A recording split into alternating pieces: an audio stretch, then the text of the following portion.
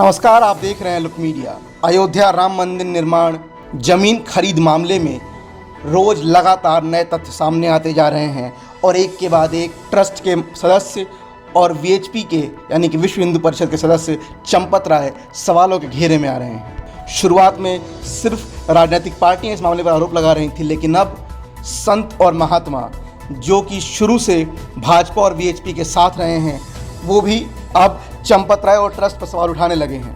यहाँ तक कि आज तक के डिबेट में भी एक संत ने इस पर अपनी टिप्पणी कर दी और सारे बयान सुनिए। नहीं, बिल्कुल ये वही जमीन है, क्योंकि ये मेरी जमीन है।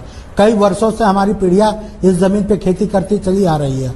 135 नंबर है, कोट रामचंद्र में नान जेडे की नजूल की जमीन है। अब मुझे तो बड़ा आश्चर्य हो रहा है, जब एडीएम प्रशासन संतोष कुमार सिंह फोर्स के साथ आए थे, अब मुझे लगा कि जैसे मैं कोई क्रिमिनल हूँ, कोई बदमाश हूँ। आकर उन्होंने कहा इसको जोतो, इसको इनका कब्जा हटाओ, ये तो नजूल की जमीन है।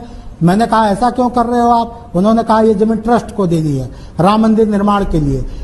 इनको दीजिए, अब अपना उनको देंगे, जो भी हो हमसे बताएंगे। ट्रस्ट से आपसे डायरेक्टली भी ले सकता था आपके तो। हाँ, तो ट्रस्ट के लोग हमसे मिले नहीं, हमसे मेयर साहब मिले थे, उन्होंने कहा कि उनको जरूरत है। आपको जानकारी है कि दीप नारायण ने आपसे 30 लाख में लिया जैसा बता रहे हैं। हाँ, और ट्रस्ट को ये जमीन जो है 2.5 करोड़ में मिली है। हाँ, ये हमको नहीं जानकारी, आपसे सुन रहा हूँ, गलत किए। आपको उम्मीद थी कि 2.5 करोड़ में जमीन बेची रही है? हम तो जान रहे थे नजूल की है, हमारी है ही नहीं, जो मिल रहा है वही बहुत है। अच्छा, नजूल की चुकी है वो, इसलिए हम सोचे जो ही हमको मिल रहा है बहुत है। 1 रुपया नहीं वहाँ से मिलता है तो ट्रस्ट को इतने मिल जा रहा है, हमारे बहुत है।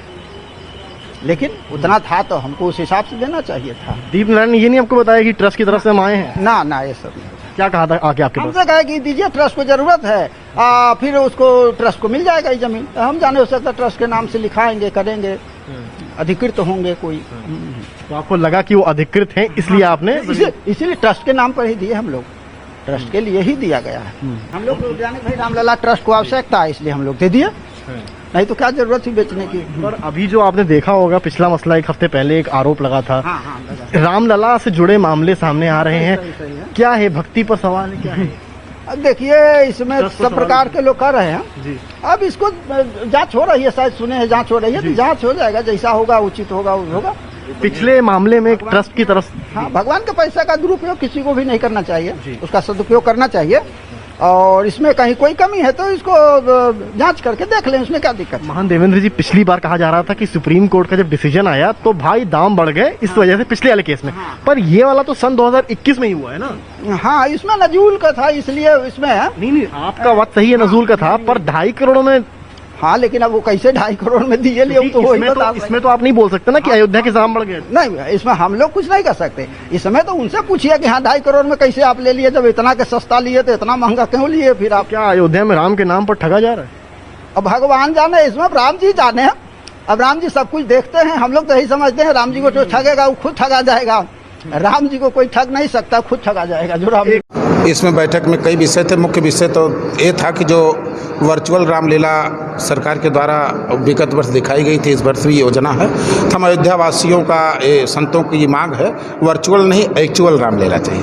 वर्चुअल नहीं एक्चुअल, क्योंकि हमारे भगवान की मर्यादा से जुड़ा हुआ, भारतीय संस्कृति से जुड़ा हुआ है, इसलिए अब नेताओं के द्वारा जो प्रदर्शन किया जा रहा है स्वीकार नहीं है। दूसरा विषय जो आज अयोध्या भ्रष्टाचार के मामले में चारों तरफ विश्व में एक चर्चा का विषय बनी हुई है। मैं इसके लिए माननीय अपने पहले तो उत्तर प्रदेश के यशस्वी मुख्यमंत्री योगी आदित्यनाथ जी से, भारत के यशस्वी प्रधानमंत्री माननीय नरेंद्र मोदी जी से, माननीय राष्ट्रपति महोदय से और माननीय सुप्रीम कोर्ट से ये मांग करते हैं कि अयोध्या की गरिमा और महिमा और मर्यादा के विपरीत कार्य हो रहा है। इसमें जो दलाल लगे हुए हैं, जो भ्रष्टाचार हो रहा है, तो इनकी उच्च स्तरीय जांच हो और इन पर कार्रवाई हो।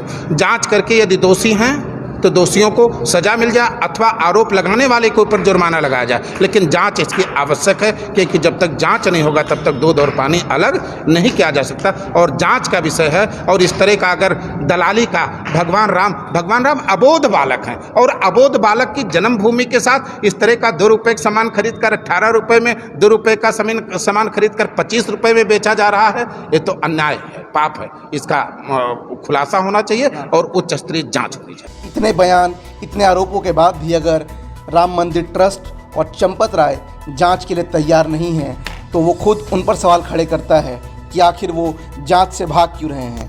आखिर कब तक भाजपा, बीएचपी, आरएसएस और राम मंदिर ट्रस्ट सिर्फ लोगों की भावनाओं का इस्तेमाल करते हुए ये आरोप लगाता रहेगा कि जिन्होंने कभी चंदा नहीं दिया आज वो सवाल उठा रहे हैं, क्योंकि अब सवाल उठाने वाले वो लोग हैं जिन्होंने चंदा भी दिया, अपना समय भी दिया और अपनी मेहनत भी। तो अब चंपत राय को राम मंदिर निर्माण ट्रस्ट को सामने आकर सारे सवालों का जवाब देना चाहिए और अब बात तथ्यों पे करनी चाहिए, भावनाओं पे नहीं। देश दुनिया की ताज़ा खबरों के लिए देखते रहिए लोक मीडिया, 1 मिनट हमारे साथ।